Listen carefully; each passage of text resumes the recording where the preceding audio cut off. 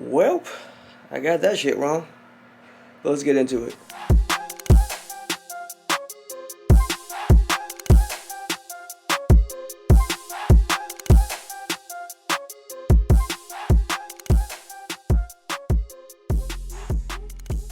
Yo, what's up everybody? Welcome back to Nahh Podcast. I am your host, Nahh.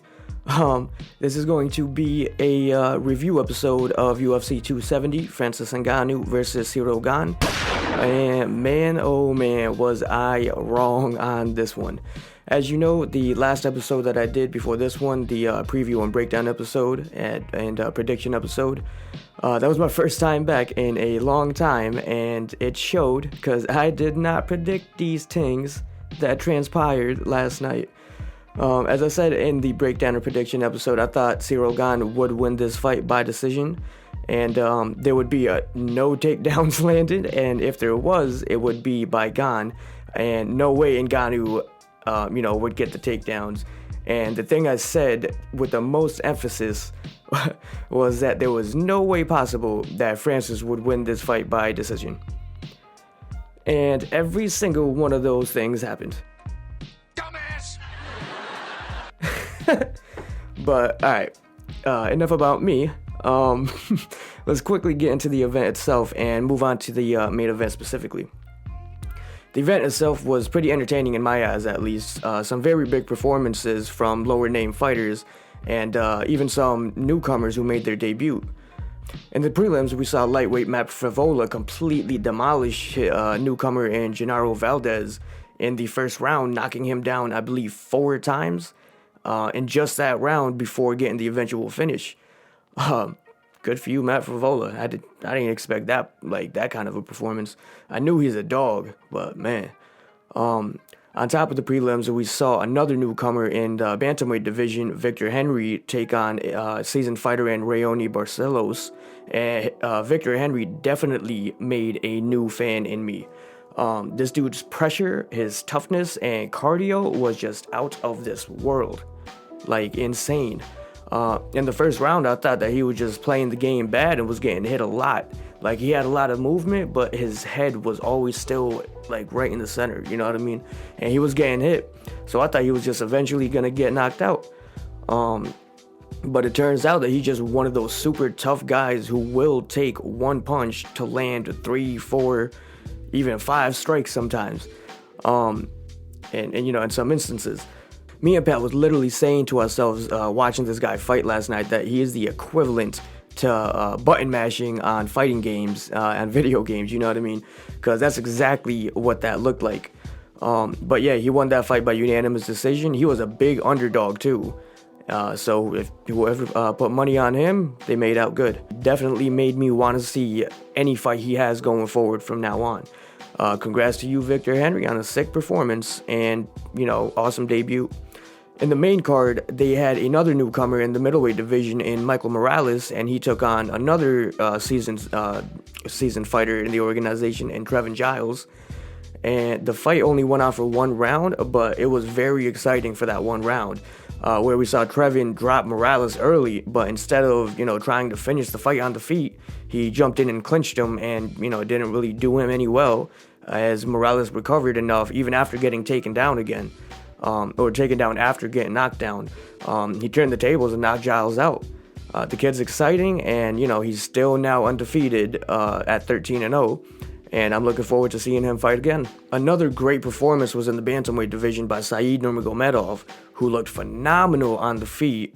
He was fighting Cody Stamen, and he looked phenomenal on the feet before sinking in a very slick and very quick guillotine and submitted Cody late in the first round.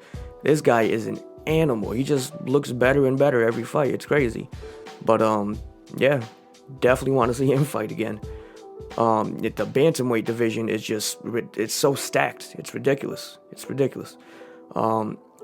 The welterweight bout between Michel Pereira and Andre Fiallo, that was a dogfight pretty much, but I'm not really going to speak too much into that fight just to keep this video going. But Michel won that by a close decision. In the co-main event, we saw the trilogy bout for the flyweight title between Brandon Moreno and Davison Figueiredo. This was such a close fight to me. I didn't make a prediction episode for that fight, but I did pick Moreno to win by decision, and that did not happen. But I knew that it was going to be a war, and that is what it was. Moreno is such a Mexican warrior type of fighter, and he proved that in the first fight between the two when it went to a draw, and he just showed it again this fight. In the first round, it was pretty close on paper and nothing super significant happened, but Davison outstruck Moreno 15-10 and had a higher landing percentage and got a takedown, so I would give that round to Figueiredo. I could see, or at least I could see why they would. Second round, Brandon picked it up big time, and although, landing percentage was lower than Figueiredo's, Brandon outstruck Figueiredo 28-19 and stuffed all 4 takedowns attempts by Figueiredo and controlled the fight better, so I would give that round to Brandon. Round 3 is where things get crazy, and Brandon gets dropped twice by Figgy. I just realized why Figueiredo, why his walkout song was Getting Jiggy With It, because they call him Figgy. I get it now. I was jamming to the song and shit. Getting jiggy with it. Getting jiggy with it. I get it now. That's hilarious. Anyway, Figgy drops Brandon twice. He got outstruck 26-19 by Brandon, but regardless, that says nothing when he gets 2 knockdowns, you know what I mean? Which definitely counted as a lot to the judges, but I'd say for sure this third round goes to Figs. Getting jiggy with it. Getting jiggy with it. Fourth round, in my opinion, was mostly Brandon picking up the pace a bit and landing the more strikes and cleaner shots, while Figueiredo did land some hard shots. And, but Brandon walked through them and just landed more back. No takedowns on either side was landed here, but I'd give this fourth round to Brandon. And today, I haven't even looked at the judges' scorecard to see which round was to who, but this is just me, you know what I mean? Fifth round was another crazy round, as both guys probably didn't know who would be up on the cards at that point, and they just went at it. But we saw Brandon get rocked and dropped again for a third time in this fight. Brandon once again outstruck Figueiredo, but only by 3 strikes, and he also got a takedown. But with that knockdown, you know what I mean? Honestly, you have to give it to Fig.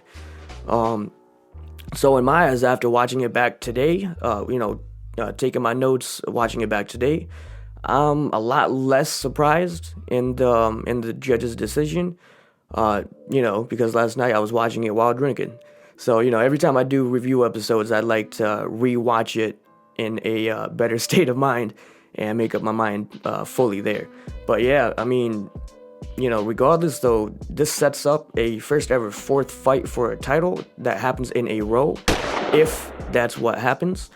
Of course, the company, they could choose to go another route, but I think a 4th fight is necessary, and it'll happen sooner rather than later. Maybe in International Fight Week, I believe. But yeah, Figueiredo won this fight. He won this fight by unanimous decision. But yeah, that's what I would like to see happen. But all right, going into the main event, which was, of course, the heavyweight title fight between champion Francis Ngannou taking on interim champion Ciryl Gane. As I said in the beginning, I thought Ciryl was going to win this by decision, and that Francis would, get no takedowns. I thought neither would get takedowns, but I thought if they either did, it would be Gane. And I also thought there would be no way Francis wins this fight by a decision. And I was wrong on all of that. You dumbass. You're a dumbass. Dumbass. All of it. Pish, posh, my gosh. But, alright, let's get into it. You're an ass.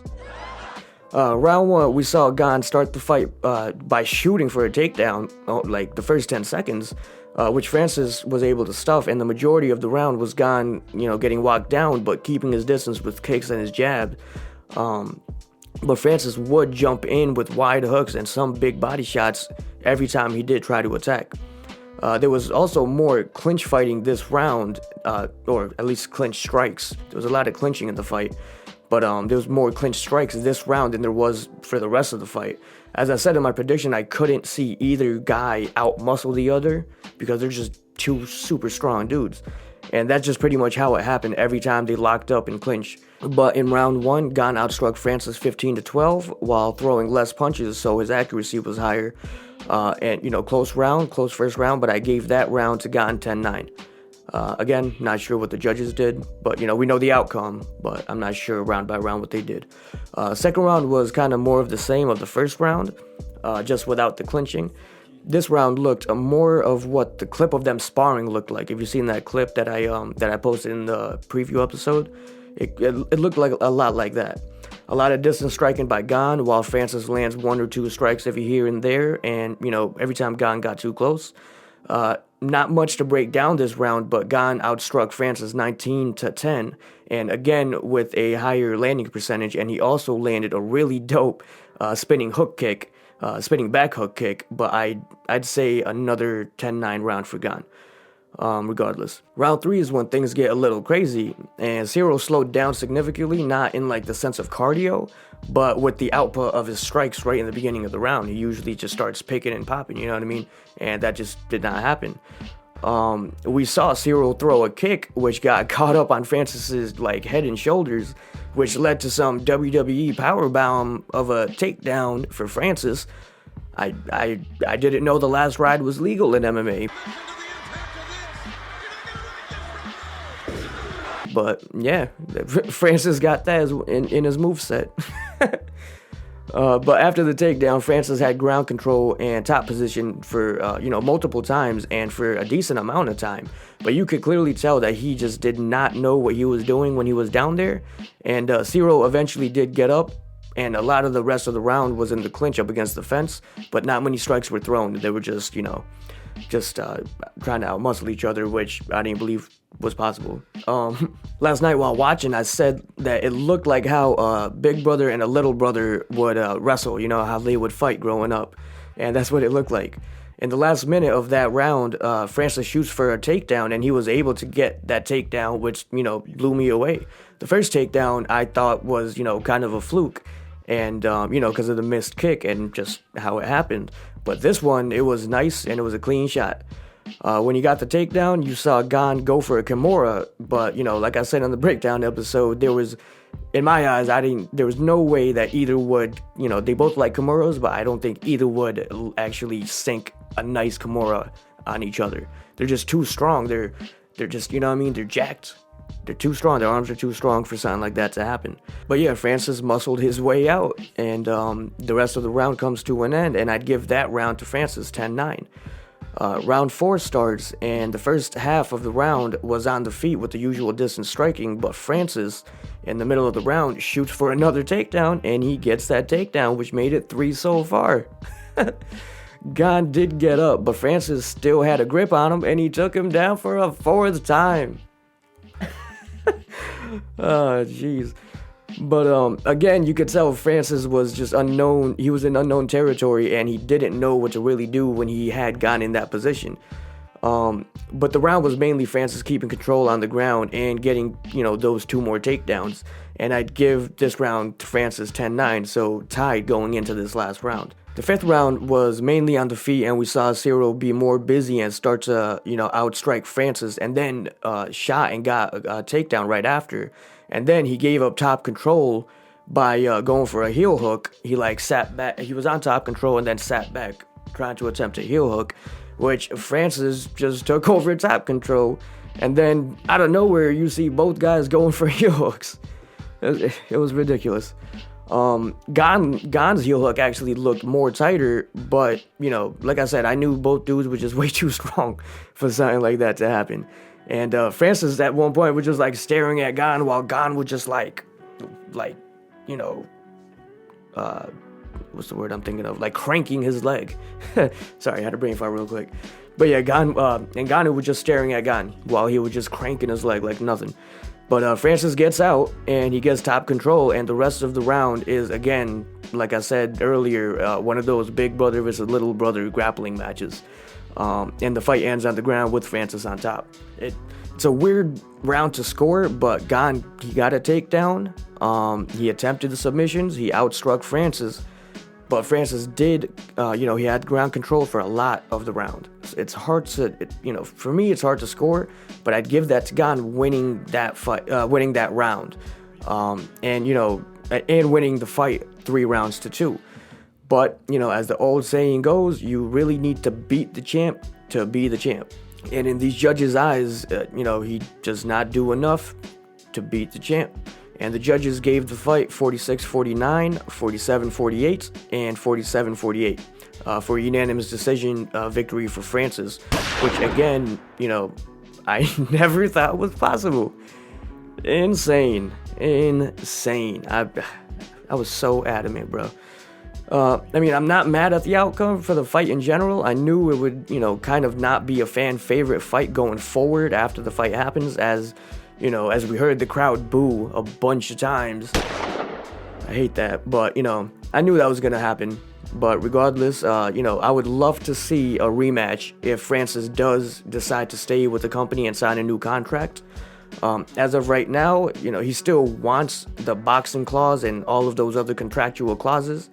But, we'll see how the UFC, wants to play this out. All I know is they definitely don't want to see Francis leave, They don't want to lose him. But at the same time, I wouldn't doubt that, they would let him move on and, have Gane fight for the title again against God knows who. I'm not even sure right now. But, yeah, that's pretty much what I would like to see from both guys going forward, would be a rematch. Great fight to me, at least. Pretty fun event as a whole. I hope you guys enjoyed it, and I hope you guys enjoyed this video, as always. Hopefully, I'll get something done for the upcoming fight between Jack Hermansson and Sean Strickland, and I will see you guys then. Alright, see ya.